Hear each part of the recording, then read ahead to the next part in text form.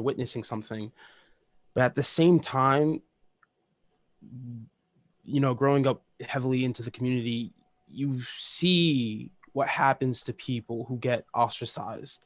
And especially when it comes to stuff like racism, I've seen it many times before where people would bring up an issue, a very valid, no questions asked, this was racist issue and it was wrong issue. And they were kind of socially ostracized and they were put off to the outskirts of like our society kind of. And so it's that constant fear of not wanting to be other, of wanting to fit in. Right. And it's that constant fear that kind of keeps us quiet, and it's also the fear that, there's no one else to stand up for us, because when we say something, it's just us most of the time. But usually I have 5 or 4 people trying to rebuttal me. And just you. It's really, really hard, because it's more than just confusion. It's anger that you're not saying anything. It's feelings of distrust. Anger at yourself almost sometimes as well, right? Yeah. Like you feel like you should say something, but it's almost like it's such a inner conflict, right? It is such an inner conflict, especially when you're there and something, and too many times, again, this has happened, but someone goes, "What's up, my nigga?" to me, and I'm like, okay, I have to pick and choose my battles, when I can fight this, when I can't fight this. And then not only that, if I am choosing to fight something, I also have to weigh the risks. Like, am I going to lose this person completely as a friend because I decided to stand up for myself? But then again, it's that realization that I shouldn't have to stand up for myself. And if that person was my friend, they wouldn't be saying this. So it wouldn't matter of me losing them. But again, it's that thing of not wanting to be ostracized, not wanting to be other, Right. So especially at such a young age, Angela, you might be able to shed some light on this. Like, if your friend is racist to you and you're standing there, you're so young, you don't really know how to handle it. You're kind of seeking an advocate, and then when educators kind of shove it under the rug, like there's a lot of I remember Andrea Harderman, she was saying at the beginning of the film that a lot of people in this town were saying, we're a really nice community, we're not racist, or if there's a racist incident that happened to Jeffrey Mann, like, they're nice kids, they didn't know what they're doing, always these excuses for them. How does that affect your mental, Angeli, as a young Black woman? What does that do to your mental? For that, I can say that I completely relate to what Milton said. I'm kind of in this gray area where it's like, I know who I am, I know what I value, I know what's wrong, and I know that I have a strong voice that I'm not afraid to embrace and amplify. But at the same time, there's this inner conflict where it's like, someone says the N-word or a racial slur and I call them out for it, I could be painted as the angry Black woman, and that can push people away.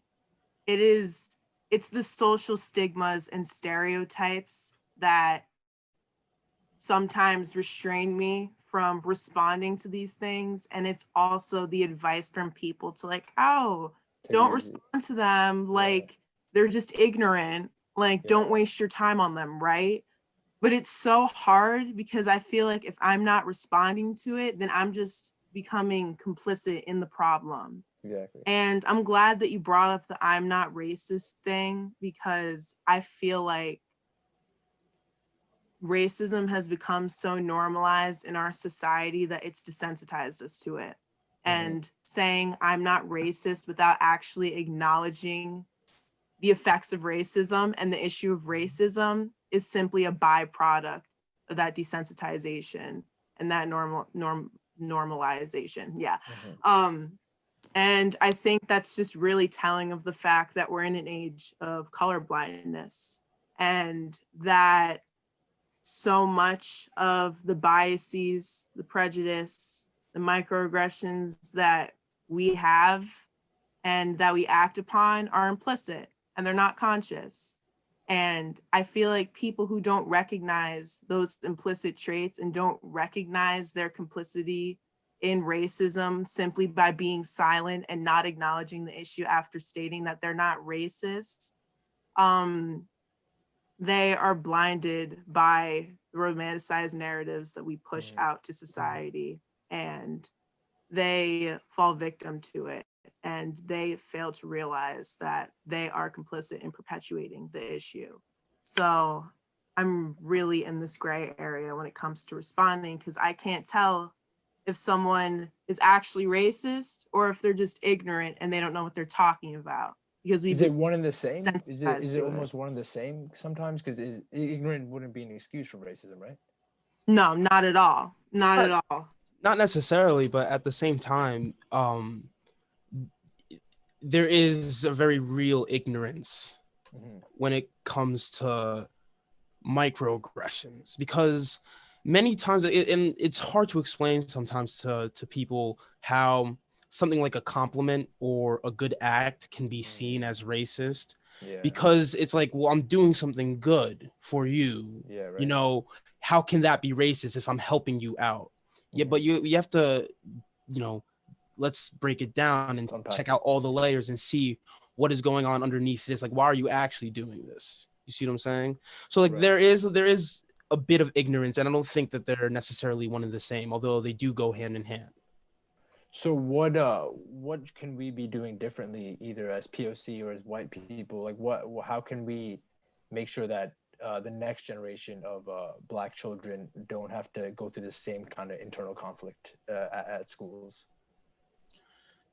Education. That's all that it comes down to, because like the film's motto is love is not enough. You know, you can love me, but if you don't understand me at least a little bit, then the connection there is false. It's brittle.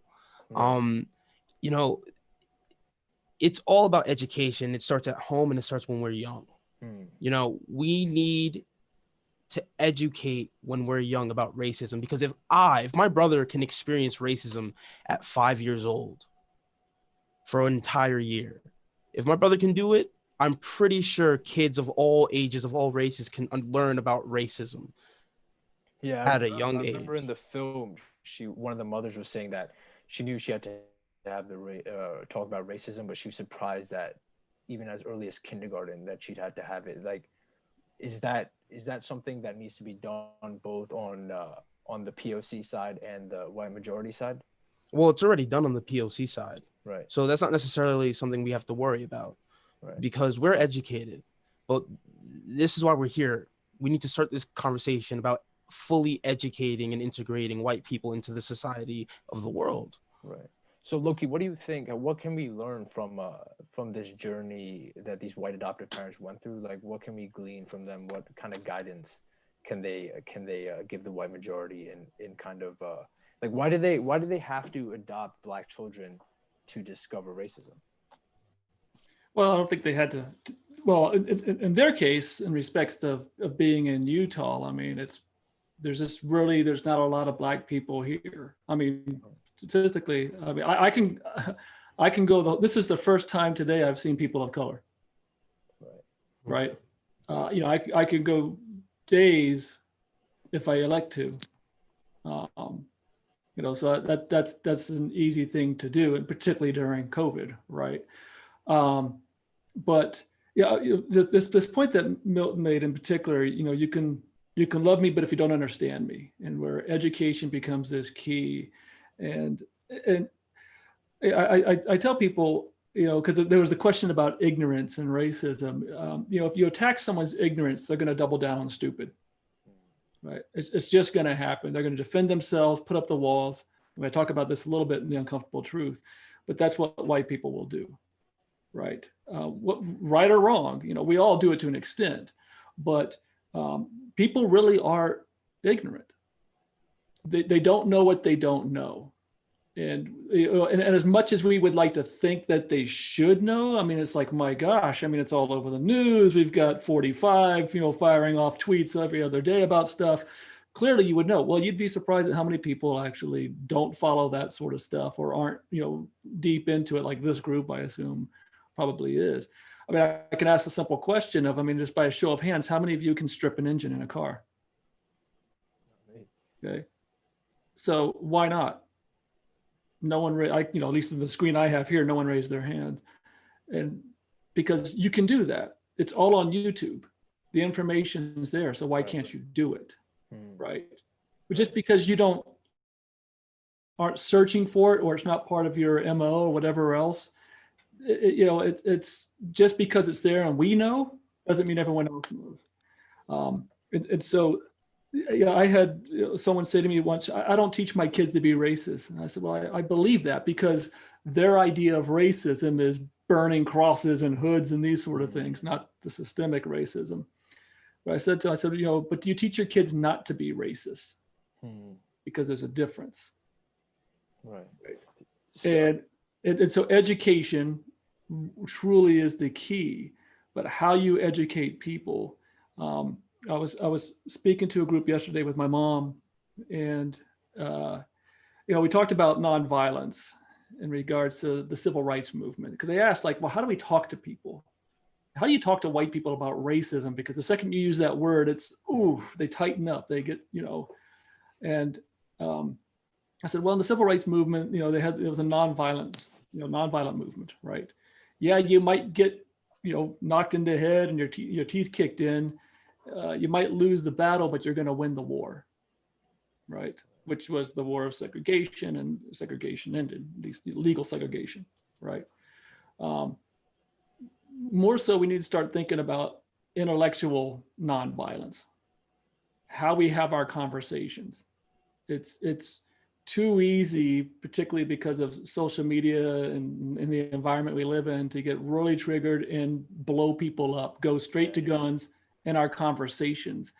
And the second you do that with somebody that's asking a question that might be asking out of ignorance, or saying something that just, man, let me find out, most people aren't that racist. I mean, racist, period. I mean, they will say racist stuff that doesn't make them a racist. Right. They will say stuff that they just don't know anything about. And that's where the opportunity becomes to educate. But if we blow them up, nothing's going to change. You might win the battle because you went to guns on them, but you'll lose the war. I'll give a great example just today. Now, this is a guy I know, and he's so one of the church leaders here in Utah said yesterday that Black Lives Matter is an eternal principle, which that's a pretty big thing to say coming from the Church of Christ of Latter-day Saints. Yeah. It's saying that systemic racism is real.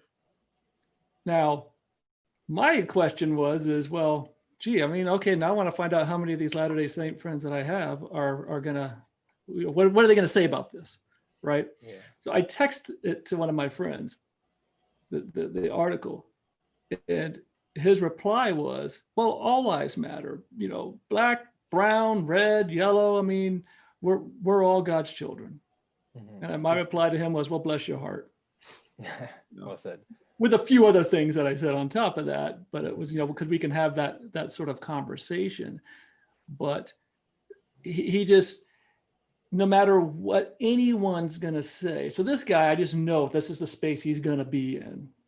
And it's a long conversation with him to even have him help him understand that, according to him, that Black Lives Matter is racist.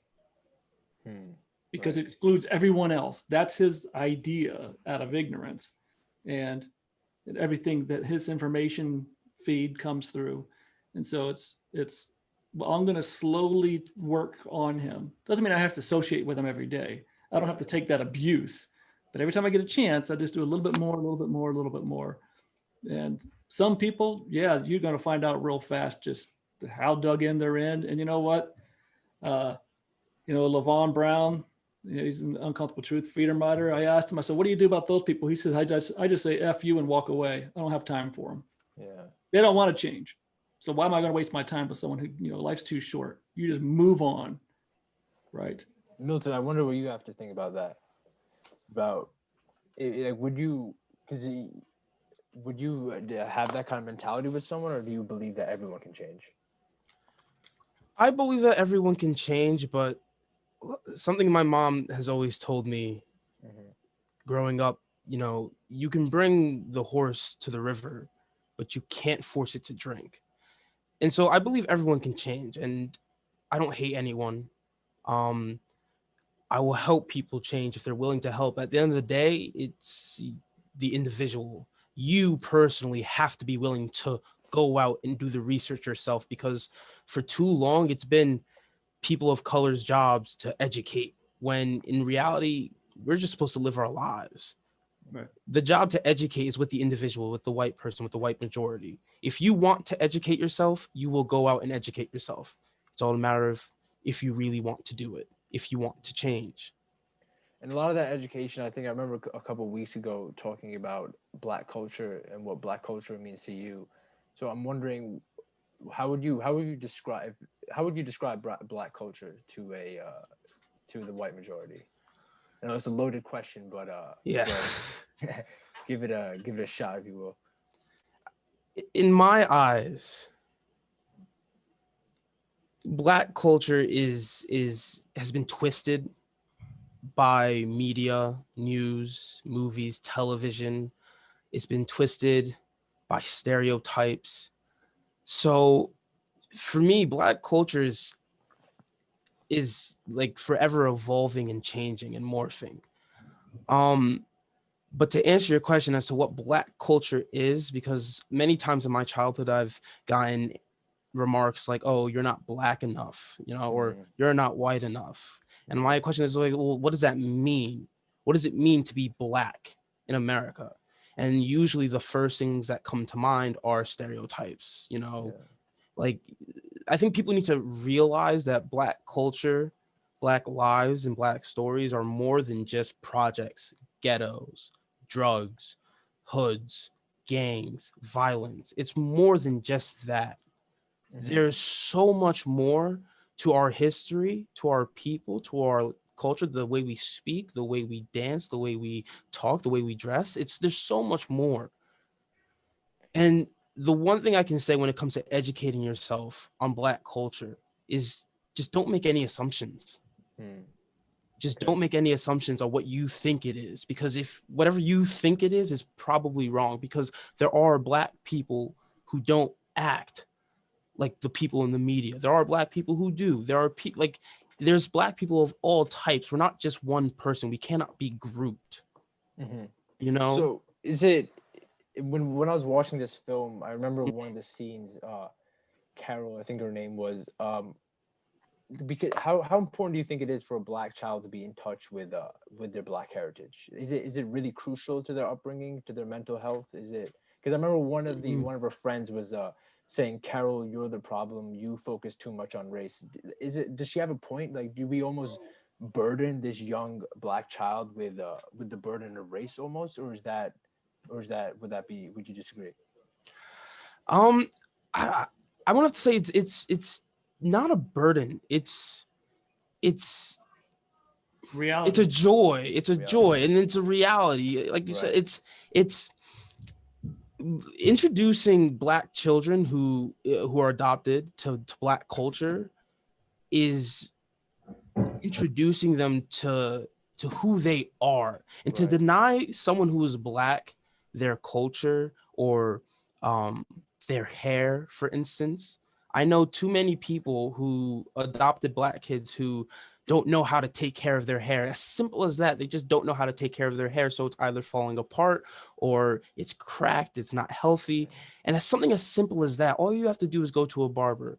And when it comes to education, it's like, eh, don't be scared to ask. Hmm. There's no harm in asking. I think one of my favorite things to come out of social media was this one post of a older white who had just adopted a Black child. She was in the hair care aisle and she was looking for hair care stuff, but she didn't know what to get. So she kind of just waited until she saw someone Black come into the hair care aisle, and she asked, and they started a friendship from that. And it's all about asking for help, because at the end of the day, white people cannot do this by themselves, because you don't know the culture, you don't know the upbringing, the history, the struggle. Right. So you will always need help. Always ask.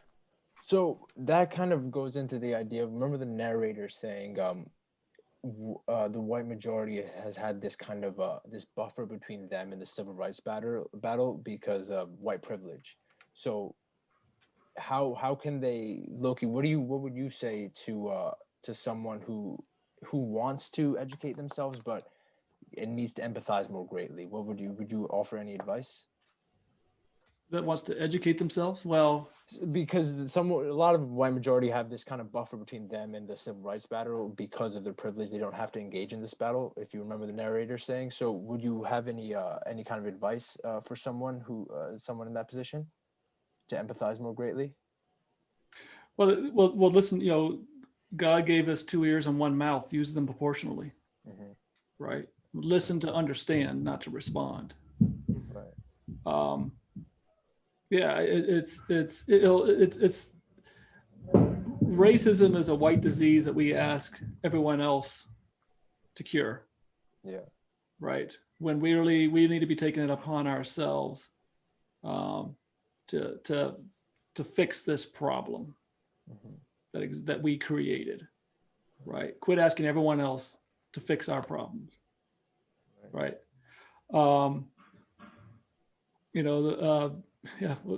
Yeah. So, I mean, really, to gain that level of one of the biggest problems we have, and this, I have a podcast with Levon Brown called The Uncomfortable Truth, and we have this conversation. Levon Brown grew up in Mississippi, in the 50s and 60s. He was in the Freedom Riders, and me, I'm just a white guy, right?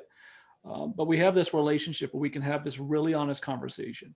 And one of the major issues we have in this society is that we're still hyper segregated, right? And so we white people, we go back to our white lives, right? I was just listening to Milton talk about culture and so forth. Me asking the question about Black culture. Well, of course, white people don't know anything about Black culture except for what they see on TV. People of color know all about white culture because that's all they're ever fed through the media and everything else, right? But so Levon and I, we have these conversations about race and racism, and we can have this conversation because we know each other so well, that we respect each other and we know where we're both coming from. So I'll ask some super white questions because I know that's what the audience wants to, the listeners want to ask, but don't have a relationship to ask. Yeah. And so it's not enough just to educate yourself. Go read some books, right? I did an interview yesterday with won't air until later, with Bob Zellner. He was a freedom rider. He was the first white field secretary for SNCC, white Southern field secretary for SNCC, which was fascinating. His dad and his granddad were both Klansmen. But his dad, after World War II, he went to Europe. He didn't fight in the war, but he worked in resistance movement, to help Jews escape, right? But he was in Russia, and the people he lived with was this other group that was these Black gospel singers, right? So for the first time, he actually, had meaningful interactions with people who didn't look like him. Instead of being fed the diet of hate that he was fed by his own father, Bob Zellner's father was now in a situation where he could actually get the truth. Right. But Bob Zellner was working on this project, and he interviewed Rosa Parks and talked with her. And this is when he was in college. And Rosa Parks said to him, Bob, at some point you got to stop studying and start doing. You can't just study about, taking action. You actually have to take action. And so we can study all we want. We got all these books and everything else that we can read. But if you don't have a relationship to get down to the real nuts and bolts of life, because we need each other to survive, right? Yeah.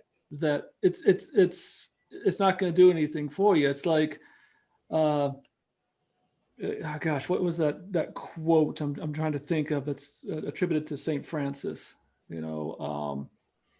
but it's basically the idea, you can read the Bible all you want, but until you actually practice what you preach, what's the point? Right. You got to actually get out there and start applying it. Pray for, I think, the Pope said, pray for, you know, pray for those who are homeless, and then go help them. Right. You know, Fair enough. you know, go answer your own prayers. You know? That's what we need to be doing. So that's what happens with these families. They actually have these relationships, you know, with their children, but they broaden it to the point, coming back to this culture aspect, where they recognize that they really can't do this by themselves. Right. Raising children of color in a white society does not work. These kids are going to learn it anyways. And unfortunately, they're going to learn their identity is going to be formed if they don't bring in people from the community. It's going to be formed by their teachers, by their neighbors, and everyone else who does not have their best interests at heart, which is brought out in the film. You know. Right. Yeah, kind of. I just want to get you in here, Angeli, about Black culture, being a Black woman in high school. Still, I remember you telling me about this conversation you had with your father about Black culture and how that was so seminal to you, so important to you in building your identity. How do you think you would have fared, I guess, had you not had that conversation? It's so hard to navigate because I forgot what it was like before I had that conversation. So it's hard for me to predict what life would have been like if I didn't have it. I'll tell you this right now. I probably at some point still would have become the person that I am today. It just would have been far overdue and far delayed. But so growing up in an all-white society, had your father not had that conversation with you, you were kind of surrounded by all this whiteness. Your Blackness almost kind of sort of fading almost.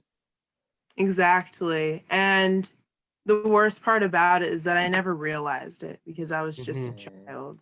I had all these questions about myself, and I hated my hair.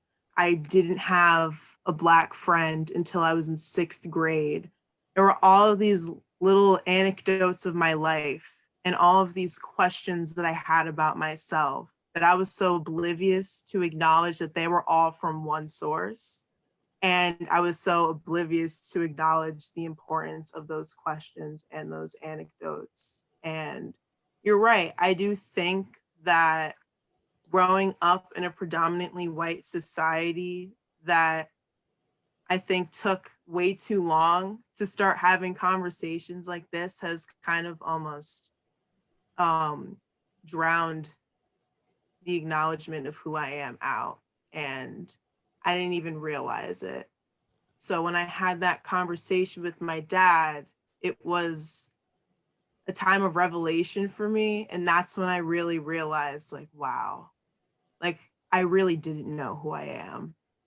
And then I started digging and educating myself. And I realized that if no one else is going to expose themselves to Black culture and to my identity, then I'm going to have to do the work. And I'm going to start that, and I'm going to start that conversation. I guess it goes back to kind of the idea that these young Black kids, they kind of need that advocate. Like Max in the film, he's constantly being told that he's going to go to jail. And he like, tell me, Milton, like, how can you give me some insight into that mentality? I can give you a little bit. It's not the same, but in my experience, the lack of an older advocate when you're, because like, I remember when I was younger, if like, because I like there'd be a group of racist kids that are blatantly racist in my face, so I'm not mates with them, you know what I mean? So then I go to this group and they're supposed to be my friends, right? But then they say a racist thing, so I'm like, they're not my friends, but they're my friends, so I'm very confused. Then I'm looking at the teacher, she doesn't care, so then I'm like, what's going on here? Look, growing up, there was really no one to talk to about this. Even when my brother was going through his extremely horrendous incident, multiple incidents over the course of a year, he had really no one to talk to. The teachers saw it all happening and no one reported it. And that's kind of a common theme throughout Pleasantville, where people see stuff happening, they hear it, but it's not checked, it's not reported on, it's not corrected, and it's no one is educated the right way to do different. So, if there was someone who could have been there to talk to really go through this, to go through all the experiences that I had and all the questions that I had as well, so I didn't feel like I was constantly in the dark about things. If I had someone to talk to, I guarantee you a lot of the stuff that I dealt with when it came to figuring out my identity, that stuff that I'm still dealing with now, it wouldn't be as bad and as harsh. Do you see what I'm saying? Yeah, and I guess going back to the idea of education, like how important is it for white parents to educate their white children, and if so, when they go to school, how much easier would that have made your life? Well, I know that in my brother's case, that would have made his life a lot easier. Because like Loki was saying before, no one is born racist, and no one is quote unquote taught racism. Yeah. But it is picked up from somewhere. Yeah. And if things are being said at home and things are not being checked at home first, I think that's an important point. You know what I mean? Not just being said, but not if you don't check the things, Yeah. Even the lack of saying something is as important as saying something, I think. Exactly. So it's all about just the education. If you say something, look, we all make mistakes. That's a fact. I've made plenty of mistakes. Right. But if I say something and someone doesn't check me, I'm going to think it's okay to say it again. And that's what happens. It's like a cycle. Right. It perpetuates because, your higher authority isn't checking what you're saying. So then you continue saying that. And then your friends started saying it. And then younger people started saying it. And when that persists and continues, that turns into an idea, of a community idea, which turns into like a habit. It becomes ingrained in society, into the minds of people. Right. So, that's where we need to stop, is the education and checking stuff at home first, checking yourself, checking your children, checking your friends, making sure that, people of color feel welcome and, that we are American citizens. Because I feel like at the heart of this, there's so much, like, I'm sorry, I know I'm going off and rambling, don't worry. I think that it's really important to understand that there's a distinction between being an American and being racist, because I feel like a lot of people today merge the two, and no fault to their own, racism is so embedded in our society that today, if you're anti-racist, you're somehow un-American. Un-American, right? Yeah. Which is so wrong and so false. Yeah. I just want to keep an eye on the time. Claire, if we have any questions from the audience, I'd love to get those in. So we do, and in fact, we have somebody who'd also like to speak. Milton mentioned his brother Ian, and Ian is here and wanted to say a few words. So how about we put him on first? Ian, I think you're unmuted. Do you want to go ahead? Yeah. All right. Thank you. So I'm hearing all this conversation, and I wanted to jump in, a bunch of times, but just like to sort of harp on my experience with things rather quickly. So, I know my brother was talking about when I was younger, back in elementary school, and how it really like this conversation needs to start young. And for me, and again, Milton, he just said that he read this no, it was from the documentary. They were talking about, I was so surprised, some white families, they were surprised that, a lot of like Black children and POC had to have this conversation and this concept of race, so early. And that, it was just very surprising. And for me and my brother, and like, that's just something that like, we've like had to have like from the start, like understanding the society we live in. We needed to understand that, people are going to look at you a certain way, and this is how they're going to react. So before we can even like learn how to do math, we understood race. We understood the concept of it. We understood how to navigate, or to a certain extent. Whereas, and I know, I just find it surprising that like, if we like are young enough to sort of have these discussions and have these, difficult conversations, I think, other white kids should be having that conversation, not in high school, not in middle school, not in college, but when you're in elementary school. Because these, because once, and Milton was talking about when something repetitively happens, unchecked authority, it turns into a habit, and it turns into an ideology and a belief. And then it turns into what is the norm. And so once people keep, allowing a lot of these behaviors to sort of perpetuate, which sort of begins when you're younger. And then once you get to middle school, you think, oh, it's okay. He's just being a buzzkill. He's saying this, he's saying that. Then it becomes something just that you think it's okay. And then it becomes a part of your ignorance because it was never checked to begin with. So a lot of these conversations need to start young. And for me, like, I had to deal with a lot, in middle school, and a lot that people don't know about because I just sort of kept it to myself. For me, at least, in second grade, I was, getting taunted by this kid, calling me the N-word, all this, all that. And so for a whole year, I actually my mom didn't know about it.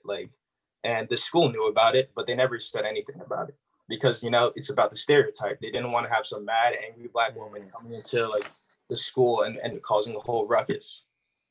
And so I had to deal with it because they didn't want my mom to deal with it. But the thing is, they would call in my mom for, petty things like, oh, someone, tagged me this in this place, whatever, or I got bit or whatever, this. But the one thing that they didn't call my mom for was this. And after a whole year, my mom had to found out that, I was going through this experience by the parent of the child who was doing it to me, which is sort of ridiculous. Because the school, I'm sorry, I just got in because the school told the parent of the child, but not my exactly. But not your They mother. didn't tell my mom. And so, but people don't they'll just be like, oh, no, it's because my mom was Black and they didn't want to have a problem with my mom. And so my mom kept asking me, she was like, Ian, what's going on? And I'm like, nah, it's all right. I'll take care of it. And then after a year, going into third grade, I finally told her what was going on. And that's when she went to the parent. First of all, she went to the parent and she set up a play date so that, Nick can spend the time with us and I can spend time with him so that he can learn how, who we really are as, as people and not just Black people. So, we can learn to sort of break this, racist, ideology. But she went to the school frustrated and she's like, well, if you're going to call me in for, my son getting bit, my son getting touched somewhere and tagged, and you're not going to call me in for something like this, which is bullying, which is serious. And it's frustrating. And I didn't really know that until obviously recently when I had this conversation with my mom. I only knew my perspective of all this. But I feel like for a lot of POC that live in, white majorities, we just sort of learn how, we have to learn and adapt to, how to sort of brush all these things off. And because when you're younger, you want to fit in and you want to not be ostracized. And when it's only you're the minority, no one's going to really stick up for yourself. So when you say something, again, when you bring up race around white people, they tend to crumble and they hate it.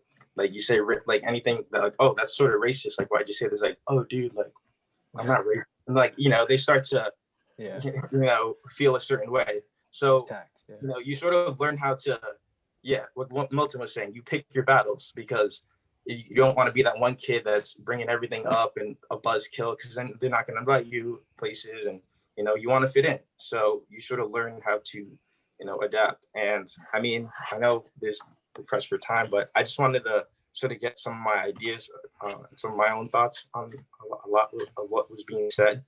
But I hope that everyone here obviously is willing to listen and willing to learn, and I think that's the biggest thing. It's education. Yeah. If I may jump in on that with the education side, because this comes back to something Angelia said about the romanticized narrative. And, so my kids are all in college now, right? And the people they are learning from are typically about my age. right? Maybe some who are a little younger, right? And if they're not me, then start to think about who they're learning, who they learned from as well, which would have been people my mother's age, going back a little bit. So the number of generations you go back, the problem is that the proper narrative, that this romanticized narrative continues to be perpetuated. And it's not just a historical standpoint of the happy slave narrative and these sort of things. All those things start to play in, and all these ideas. And what you were saying in respect to, 80% of the teachers are white women. The majority of students today are people of color. And there's a disconnect there because a lot of these white women don't know what to say or don't know how to say it, right? And so and what they've learned, particularly in elementary schools, because we talk about going young, when you are learning to be an elementary school teacher, you are not learning deep introspective social studies history, right? I mean, you're learning how to teach. And what you teach is what you were taught. So again, romanticized narrative. Most people don't have the time to go in and dig deep, right? And that's the problem. Here in Utah, I'm working with a group, ethnic studies group, that is putting forth a bill next year to require and we have to call it ethnic studies, because if we said Black history, people are going to lose their minds, right? But so we're calling it ethnic studies, but we're requiring it through K through 12. Starting at kindergarten. And it's going to be funded to make sure that teachers are getting taught to recognize what's going on. A lot of times, and I wrote this note to myself here as you're speaking, Ian, was many people don't want to confront a problem because they recognize it in themselves.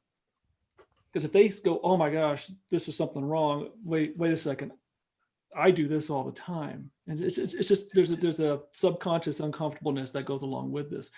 But really, this education side is like you said, is truly the key. And going back to the very beginning when kids are young, we can't expect people to do this in their homes. You would like to hope so. But most parents, by the time they get home from work, what are they trying to do? Make dinner and get the kids to bed, right?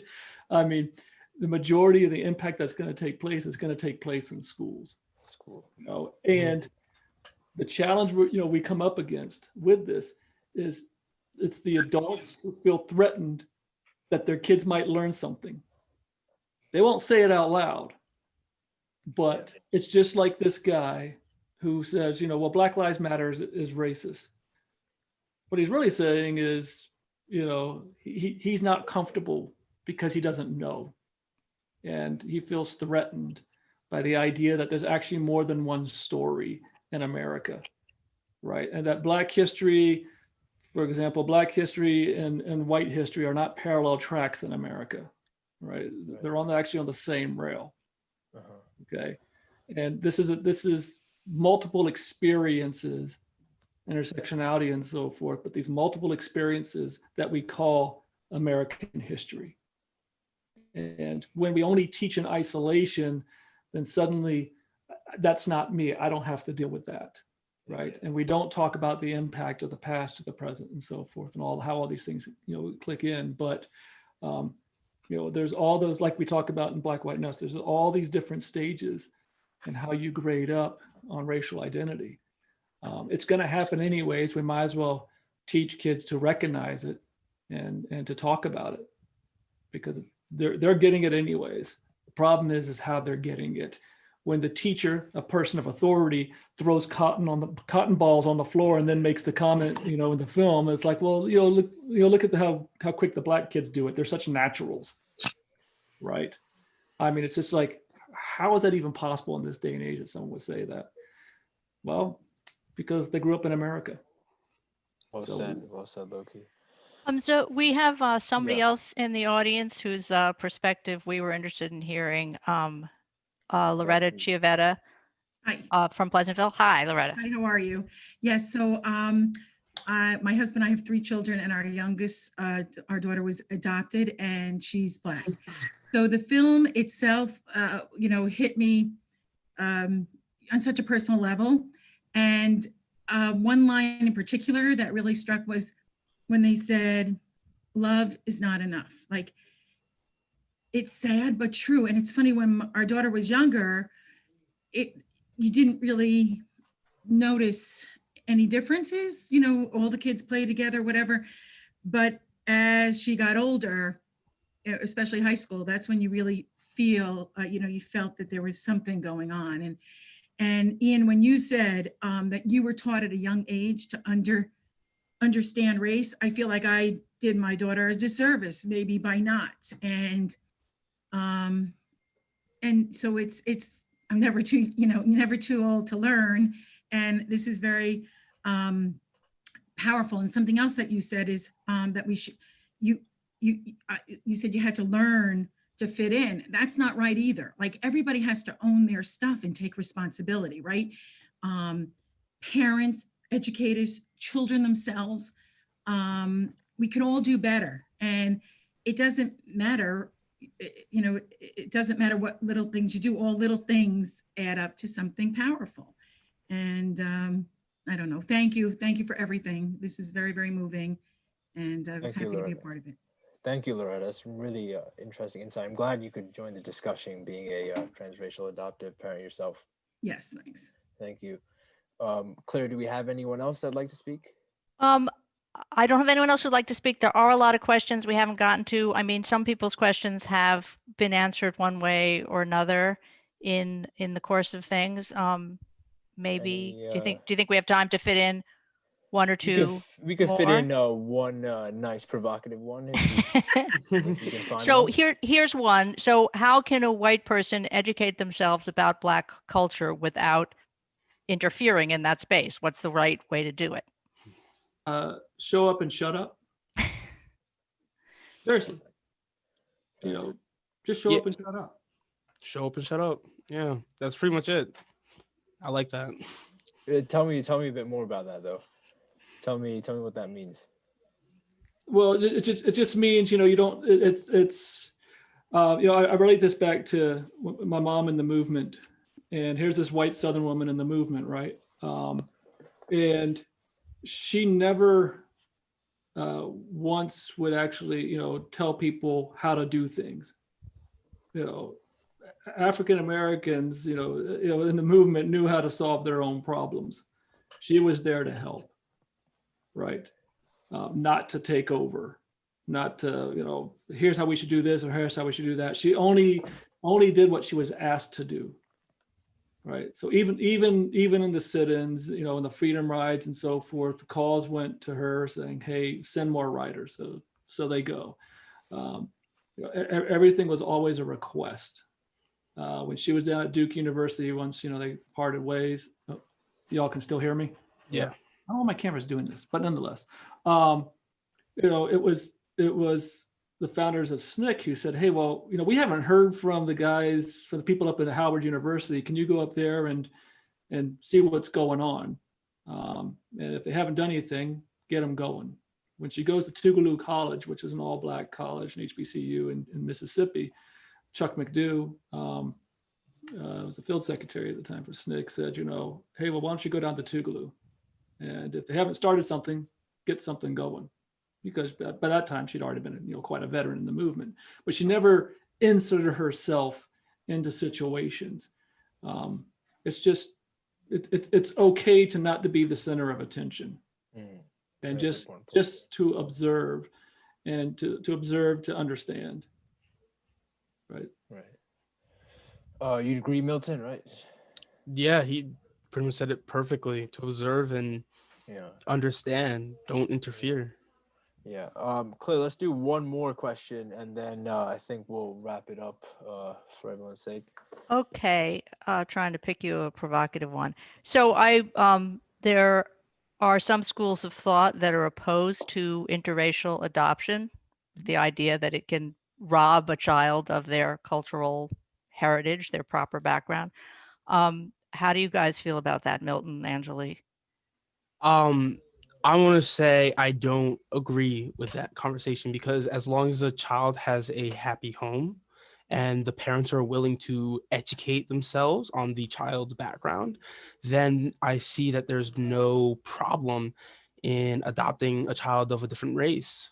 Um, that also goes for same-sex marriages as well. I don't see any problem in that, although that's a different conversation. But I think that as long as the parents, the family, they're willing to embrace themselves in the child that they are taking into their home, as long as they're willing to do that, then there's nothing wrong with adopting a child of a different race.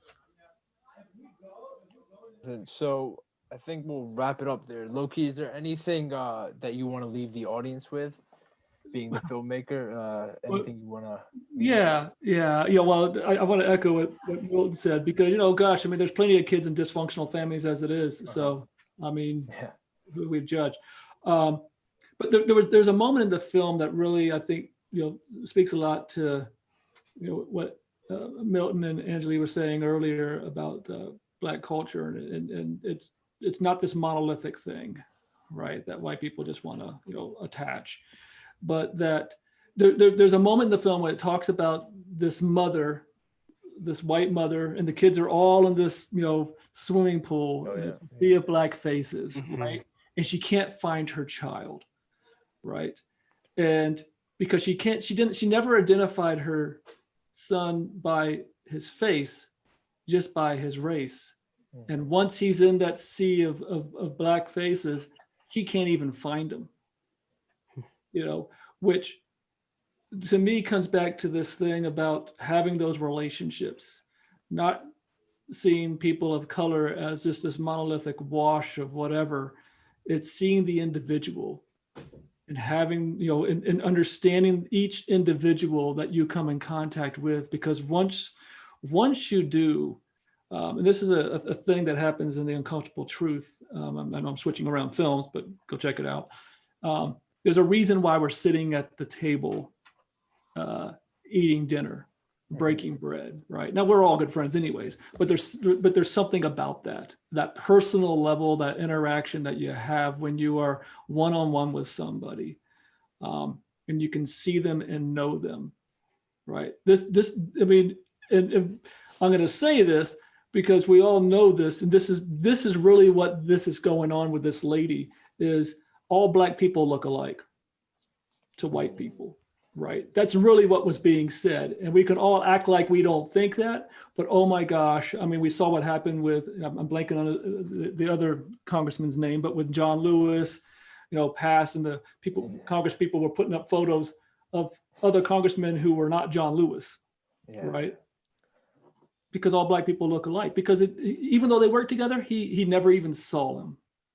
Even though this lady lived with her child, she never saw him. Right. And we need to be seeing people for people. Yep. Said Loki. I think that's a fantastic note to leave it on, unless Angeli or Milton, you want to jump in. Sounds good. Thank you everyone for joining the Films on Purpose discussion of Black, White, and Us. I'm just going to hand it over to Kathleen Williamson now, FOP founder, who will brief you on what's coming up next for the organization. So before we do that, if I can just add, in the chat, there were lots of expressions of appreciation of, everything that all the speakers were saying, and how moving it was and eye-opening. So I just wanted to pass that along. A lot of people had that reaction. So thank you. That's good to hear. That's why we're here. So Kathleen, I think, will take it out for us. Thank you, everyone.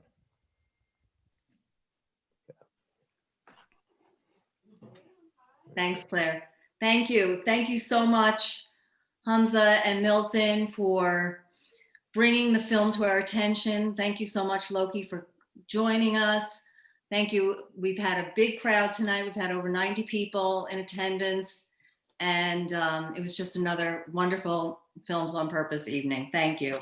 I wanted to just say that in the new year, we will be partnering with the Federated Conservationists of Westchester and Sawmill River Audubon to be talking about food and the environment. And to get on our mailing list and to learn more, go on filmsonpurpose.org. Thanks everyone for coming. And I know Andrea wanted to say a word. I don't know if she's unmuted. Did Phil find me a job? In the meantime, if anyone wants to, continue discussion, argue with me, whatever else, go to LokiMulholland.com, send me a message, and we'll just keep talking. Great. So, Yeah, highly recommend What it's all about. Uncomfortable Truth. Highly recommend. Highly recommend the podcast as well. It was really, really good. Yeah. Thanks. I Thank just you. want to say that I appreciate everyone that participated. Milton, Hamza, Anjali, you were wonderful. Thank you, Loki, for being here. This was a very important evening. And I look forward to everybody signing up on our email list and go to our website. And we have a lot of exciting things to come. Follow the Instagram page as well. Yes. Thank you, Milton, for Yes. doing that. Milton. We're behind the time. We got to get our acts together with Instagram.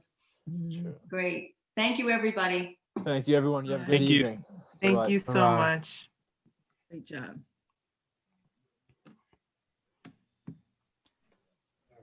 Thanks, everybody. Thanks, Anjali.